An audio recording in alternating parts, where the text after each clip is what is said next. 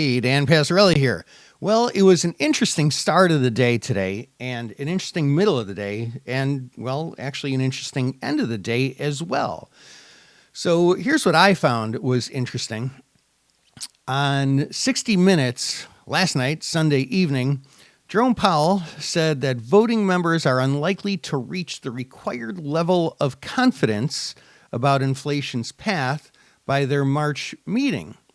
Now, this sure seems, it can sound like a complete 180-degree turn away from what he said back in, when was it, December, that there's going to be rate cuts in 2024. What did he say? There's going to be three, I think, right?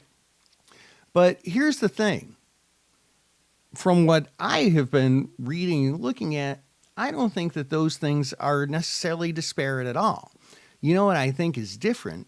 What the problem is that the market can go from let's say exuberant, to quote an old Fed governor, overly exuberant to sometimes pessimistic and, in this case, very, very exuberant. And I think a lot of retail people are buying in as well. So, look, if we just look at what the Fed is saying without reading into it what we want to hear, I think what the Fed is saying tends to make a lot more sense. So what should we be looking at? Well, we should be looking at the important fundamentals. We should be looking at the PE ratio of individual stocks in the market itself and selling when it's overvalued and buying when it's undervalued from a fundamental standpoint.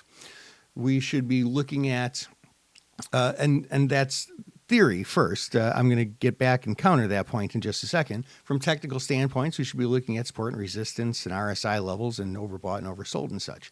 But here's the thing. When there is wind in the sails and we have what I think is probably a lot of retail people who feel that they missed the earlier move jumping in here, you can't fight the tape, as they say, and you can't start selling even if the PE ratio ends up at a higher level than you think it should be, or if we go through resistance, which we certainly have. You can't fight the tape. But if and when that tidal wave starts to ebb a little bit, we want to be pretty nimble and be able to get on any downward move when that happens. Hope that helps. This is Dan Passarelli, TradeSmart.